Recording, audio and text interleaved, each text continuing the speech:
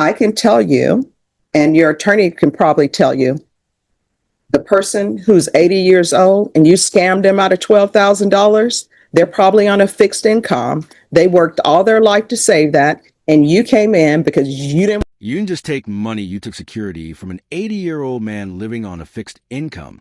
$12,000 he saved over a lifetime. Gone because you didn't want to work. This court doesn't ignore the human cost of fraud. Every dollar stolen represents fear, panic, and trust destroyed, and that weighs heavily today. I've been told by Becky on the other side, on the civil side, I knew her from CPS cases. She said, hey, you got to cheer for Texas Tech. No, you don't. No, there's no requirement. Now, Kelly is saying yes. You all going to have to That's debate. no reason not to cheer for Texas Tech, Judge. There's going to have to be a debate, right? Judge, as long as the Longhorns are out, I'm happy. Ooh. Ooh. Short horns. And have you talked to Jason Garhan No. about what is he, Texas A&M? Yeah. It's kind of a cult. And has somebody talked to Notre Dame? They're still upset. You have deprogramming for all the A&M fans. I don't even know if I should take this up because of Oklahoma. Do it for my dad. Okay. All right. I'll do it for him. He has LSU roots. And your mom. Their love story was so great. Your sister told me about their love story. She took them by my dad getting arrested.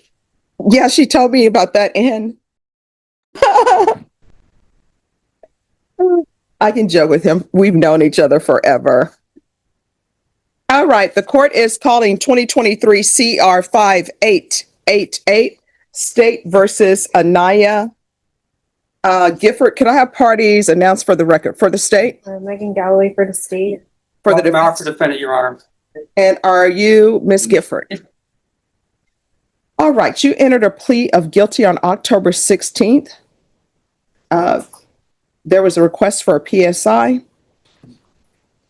And according to your plea bargaining agreement, punishments be assessed at a cap of 8 years in the prison. There's a $1,000 fine. The state is opposed to your application. And there's restitution of $12,000 to Mr. Holtzworth.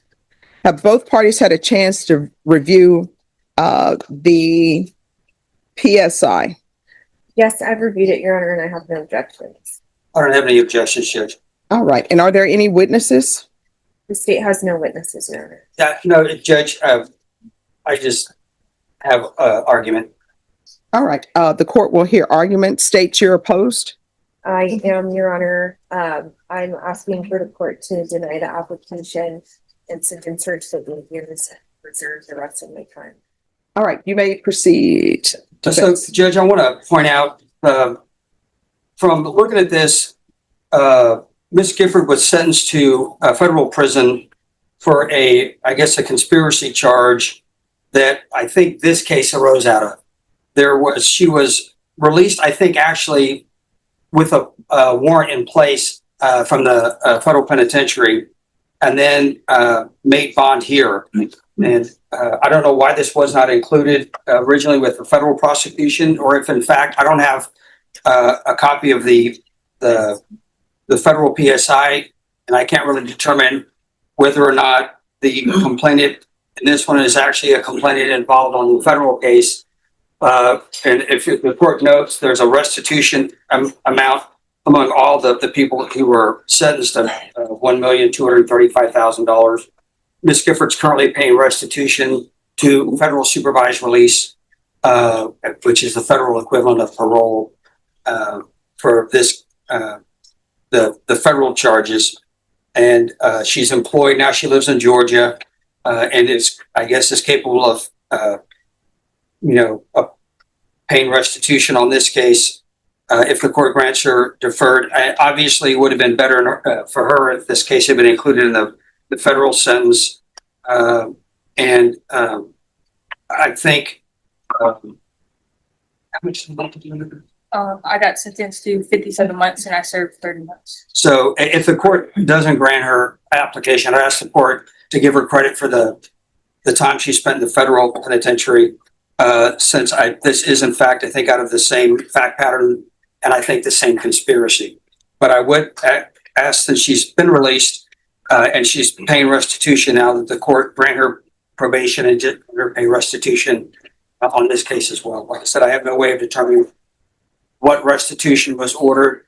I would assume it's jointly and severally among the conspirators, but I don't know if the complainant in question on this case was one of the complainants on the federal case. All right. And my understanding in this case, and correct me if I'm wrong, I'm going from memory. This is a case where the complainant was told that their grandson was That's correct. in That's right. dire straits and that they needed someone to take their money. I'm sorry, they needed someone to withdraw money to save him from the dire straits that he was in. That's correct, Your Honor. All right. All right, State.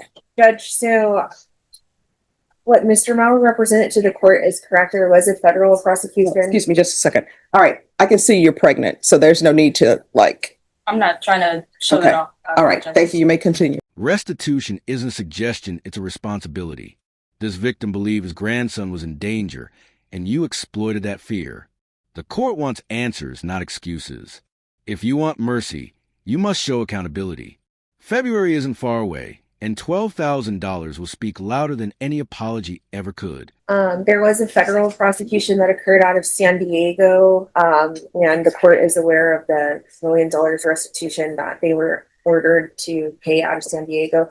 I didn't have anything to indicate that this victim was included in that. However, this was a very big conspiracy that they put together where they were targeting elderly individuals. The victim in this case is 80 years old and was targeted because of that. Called and told that his grandson was in danger and that he needed to spend $12,000 immediately to provide safety to his grandson. And the $12,000 is agreed upon. The evidence did point back that it did go into this defendant's Chase bank account.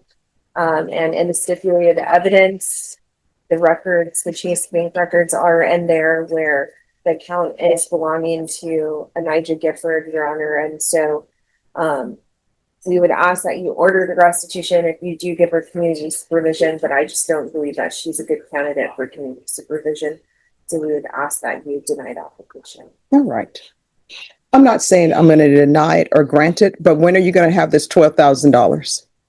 If I'm being honest, I can't give a specific date, but I can make payments, whatever you order. If you order for me to make a specific payment, I can work on that. All right. Here's my question. Do you have any loved ones? Yes. Mom, dad? All right. Let's assume that someone's picking up the phone and calling you and saying, hey, your mom has been in this accident and we're going to arrest her unless $12,000 is paid. Right? So look at that as that type of urgency. So when are you going to have this $12,000? Because I can tell you, and your attorney can probably tell you, the person who's 80 years old and you scammed them out of $12,000, they're probably on a fixed income. They worked all their life to save that, and you came in because you didn't want to get a job and you wanted to build your happiness off somebody else's misery. So I want to know when you're going to have this $12,000, and I can tell you the latest is going to be in February. I can do that. I think that's a good idea, Judge. All right. And I'm not saying I'm going to grant it, but what I'm saying, that would probably help your case tremendously because he needs his $12,000. So, Ms. Ferguson, recall this for sentencing in February, and you need to have the $12,000 and you need to be here in court. I will be here. All right. I'll get her to sign a reset form. All right. Thank you. We'll see you back on February 2nd. At that time, you need to come with $12,000. And State, does that need to be in cashier's check, money order?